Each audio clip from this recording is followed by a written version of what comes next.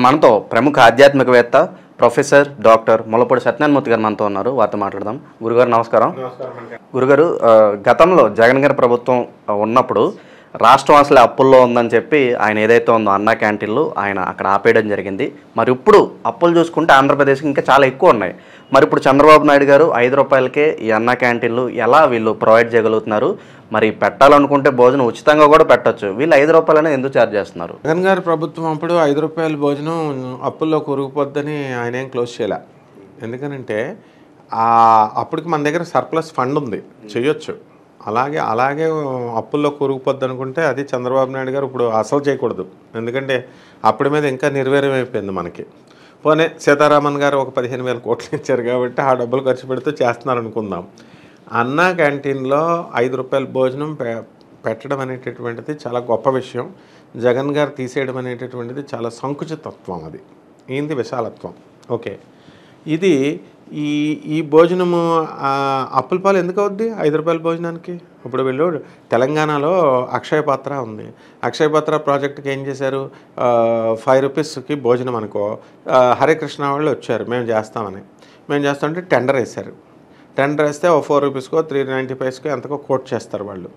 సరే అని వీళ్ళు గవర్నమెంట్ కొంత సబ్సిడీ ఇస్తుంది అంతే. గవర్నమెంట్ దేనికైనా సరే 250 పైసా ఎంతో ఇస్తుంది అనుకుందాం. మిగతాది వాళ్ళు వేసుకుంటూ ప్రజల నుంచి చారిటీ నుంచి తెచ్చుకుంటారు. సో అలా ఇప్పుడు చంద్రబాబు నాయుడు గారు కూడా అలాగే ఏదో ఒకటి ప్లాన్ చేస్తారు. ఇప్పుడు ఇస్కాన్ ఎప్పుడు రెడీగా ఉంది అక్షయపాత్ర చేసుకోవడానికి, వాళ్ళు కోట్ చేస్తారు. మిగతా సంస్థలు కూడా వెళ్ళొచ్చు. వాళ్ళు ఇక్కడ కావాల్సింది ఏంటంటే డబ్బుల విషయం కాదనమాట.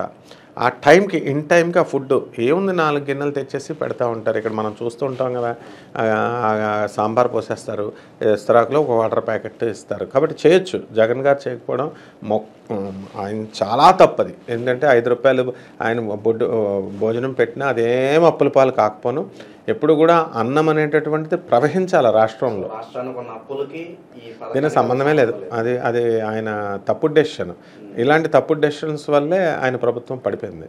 ఈ బట్టలు నొక్కడాలు, ఈ అన్నాలు. ఇప్పుడు అక్షయ పాత్ర అంటే అందరికీ అన్నం పెట్టాలా, అన్నం తిన్నవాడు ఆశీర్వదిస్తాడు, 10 కాలాల పాటు ఆ ప్రభుత్వం ఉంటుంది. అన్నం ఎవడన్నా తీసేస్తాడా? తీసేస్తే ఏమవుతుంది, చేపిస్తాడు వాడు. మరి 5 రూపాయలు వెనుకున్న మర్మం ఏంటండి? మరి ఇవ్వాలనుకుంటే ఫ్రీగా ఇవ్వచ్చు కదా. ఫ్రీగా ఇది చేయకూడదు. ప్రభుత్వంలో డాక్టర్ ఎన్టీ రామారావు గారు, నందమూరి తారక రామారావు గారు 1 రూపీకి పెట్టారు బియ్యం. 1 రూపీకి బియ్యం పెడితే పేద ప్రజలకు అది నిజంగా ఎంత ఉపయోగం అంటే డాక్టర్ రామారావు గారు పెట్టింది. చాలామంది కొనుక్కోలేని పరిస్థితుల్లో పాపం బియ్యం ఉండేవారు.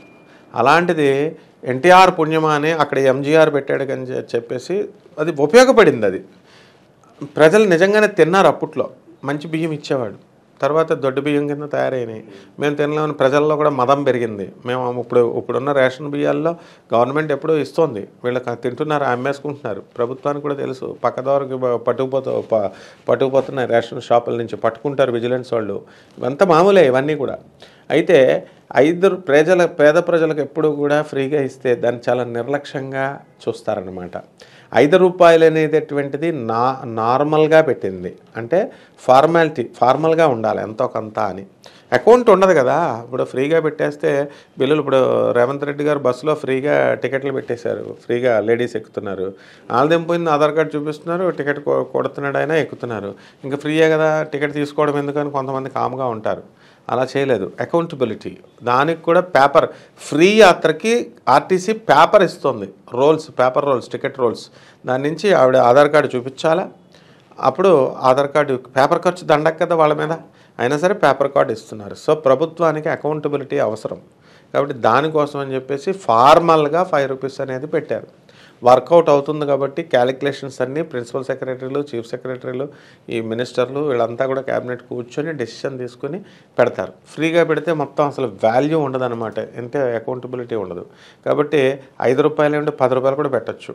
అండ్ ఆ 5 రూపాయలు ఎలాగో ఫిక్స్ చేశారు కదా, వేరే రాష్ట్రాల్లో 5 రూపాయలకి వస్తుంది కదా అని అంత కిందకు వస్తే పేదవాడికి అంత మంచి ఉద్దేశంతో చంద్రబాబు నాయుడు గారు ఈ యొక్క పథకాన్ని పెట్టడం జరిగిందనమాట.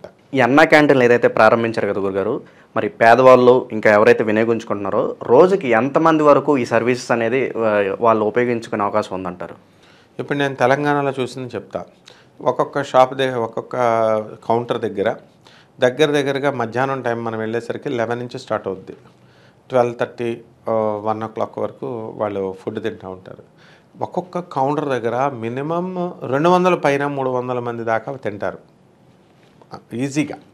అంటే పోనీ 200 అనుకో. అలా ఎన్ని సెంటర్స్ హైదరాబాద్ సిటీలో. ఆ విధంగా ఆంధ్ర అంతా కూడా మినిమం వీళ్ళకి భోజనాలు చేసుకుంటే 1,00,000 మంది టార్గెట్ పెట్టుకుంటారు. 1,00,000 మంది ఈజీగా బెనిఫిట్ అవుతారు. కాబట్టి ఈ బెనిఫిట్ అవడంలో ఏం ప్రాబ్లం లేదు. ఇప్పుడు ఏదో ఊరి నుంచి వెళ్తారు సడన్గా, పాపం భోజనం ఉండదు, డబ్బులు ఉండవు హోటల్లో తినడానికి, ఇక్కడ తినేస్తారు. రైతులు ఉంటారు, వాళ్ళు షుగర్ పేషెంట్లు ఉంటారు, ఇంట్లో ఇంకా వంట అవ్వదు, ఇక్కడికి వచ్చి తింటారు. ప్రభుత్వానికి కూడా కొంత అమౌంట్ అనేటటువంటిది వస్తుంది, టోకెన్ అమౌంట్. సో వాళ్ళకి అట్లీస్ట్ ఆ కేంద్రంలో నిర్వహించే వాళ్ళు ఎంప్లాయీస్ ఉంటారు, వాళ్ళ శాలరీస్ అన్నీ వెళ్ళాలి కదా. ఫ్రీగా ఫుడ్ డొనేషన్, ఇప్పుడు ఎవరైనా గవర్నమెంట్ అయినా ప్రైవేట్ అయినా ఎక్కడి నుంచి ఒక స్కీమ్ మనం పెడుతున్నామంటే డొనేషన్ ప్రజల నుంచి మనకు వస్తేనే కదా మనం చేయగలుగుతాం. సో ఆ విధంగా ఇది అత్యధికమైనటువంటి వర్గం వాళ్ళు ఎక్కువ మంది మనం ఉపయోగపడితే ప్రయోజనకరమైనటువంటి ప్రోగ్రామ్ ఇది. ప్రజెంట్ గవర్నమెంట్ ఏదైతే ఉందో అది బాగా రూల్ చేయాలని కోరుకుందాం. అలాగే మన రాష్ట్రంలో ఉన్న ప్రజలు కూడా బాగుండాలని కోరుకుందాం. అలాగే ఈ అన్నా క్యాంటీన్ల మీద మీ అభిప్రాయం తెలియజేసినందుకు ధన్యవాదాలు గురుగారు.